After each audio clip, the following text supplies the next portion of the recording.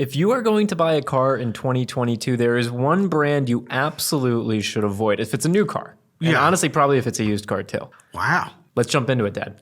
Tell me all about it. Consumer Reports put out an article. They did some research. Actually, they leveraged a lot of data from our friends over at iccars.com. Yes. Worst deals on new cars right now. So essentially what they did was an analysis of the top 10 worst cars to buy as new vehicles because they're marked up so much over MSRP.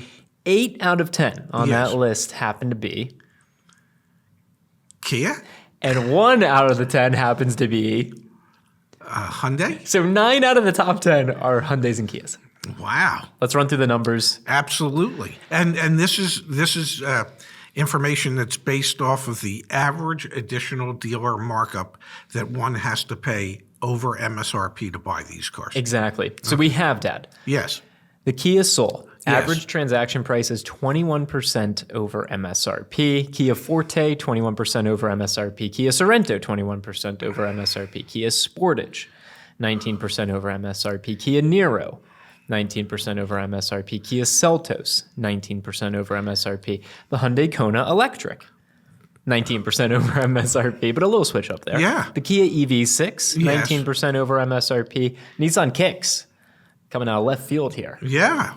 At 18% over MSRP. And the Kia Telluride, Dad, at 18% over MSRP. What does this list tell you about Kia? And what does this list tell you about the state of the new car market? Well, what it tells me is that the most affordable cars for most people are the ones that are being marked up the most by the dealers. With the shortage of vehicles out there, dealers understand that they can't get their hands on as many of these entry-level vehicles as they'd like, and so they're marking them up anywhere from 18 to 20% over the original MSRP. And having looked at that list, I believe the bulk of them started at right around $20,000. Some the EV models started higher, and the Telluride, of course. Yes. But yeah.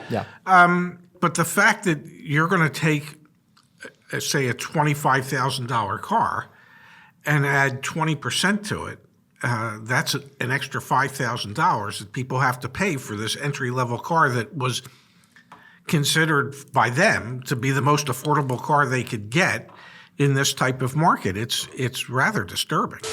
Looking for a car? Look no further than joinyaa.com. Go check out the cars listed there. There's no BS, no lead gen forms, no anything. Just cars. Let me hit you with a few more pieces of data from Hyundai Kia, and then I do want to talk about vehicle affordability because this is, I think, why you're seeing so much upward pressure on Kia and Hyundai specifically. Sales incentives, Dad. Yes. Year over year, Hyundai sales incentives are down 66%.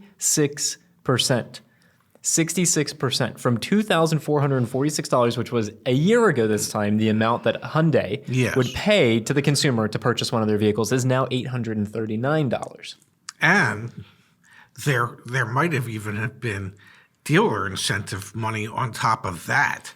You can see here Kia incentives have fallen off as well, and Genesis incentives have fallen off too. Now, average transaction prices. Let this sink in for a second here. Hyundai's overall average transaction price, so this is how much it's actually selling for, rose 17% to nearly $36,000. Wow. Nearly $36,000. That is the cheapest, outside of maybe Mitsubishi, the cheapest brand you can buy. In this Kia market. is probably just a tad cheaper. Kia is probably just right below, yeah. Yes, and then Mitsubishi. Okay. Because we saw Toyota's average transaction price was north of $40,000. Yes. For this same time period. Now, Cox Automotive also puts out a vehicle affordability index. Okay. It has never been higher than right now. So that means it's less affordable than... Vehicles have never been less affordable than right now. Wow.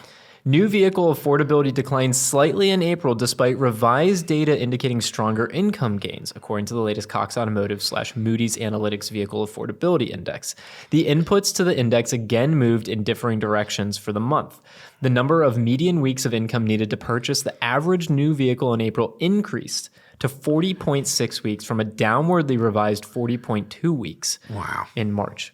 So the reason that we're talking about, and the reason Consumer Reports is putting out an article titled "The Worst New Cars to Buy" right now, is because we're seeing no affordable vehicles on the market. And stay tuned later this week for our used car market update, because we're probably going to show how used car prices have increased too.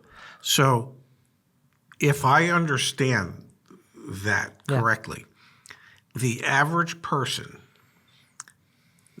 has to work 9 months, 9 out of the 12 months to be able to pay for one of these cars. So roughly 3/4 of their income goes to purchasing a car. And it takes 18% more time this year than last year to purchase that vehicle and pay it off. What I mean by that is the estimated number of weeks of median household income necessary to purchase the average new vehicle in April was up 18% from last year. Oh my goodness. The average new car payment is nearly $700. Now, I know that people will see that and they go, who in their right mind has a $700 car payment? That's the average, ladies and gentlemen. So more people than not have a $700 car payment. And I've been saying it for weeks. I don't know how the average person affords to buy a new car. They're just, everything about the shopping experience for an automobile right now is so far off kilter that the difference between those who can and those who can't has never been greater. And there's more people who need but can't afford to buy a car. It's terrible. Yeah, it really, really is. Yeah. All right, we'll link to all the data and everything down below. Take a peek. Let us know in the comments what you think's going on.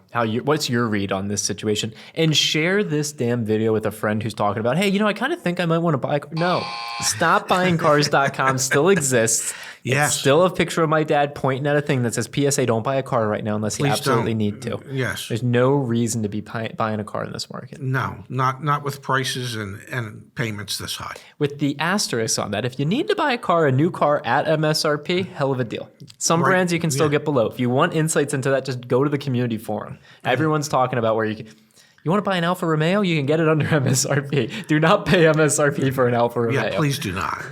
Yeah. The dealer will celebrate if you do. Yeah. All right, thanks, Pops. Thank you.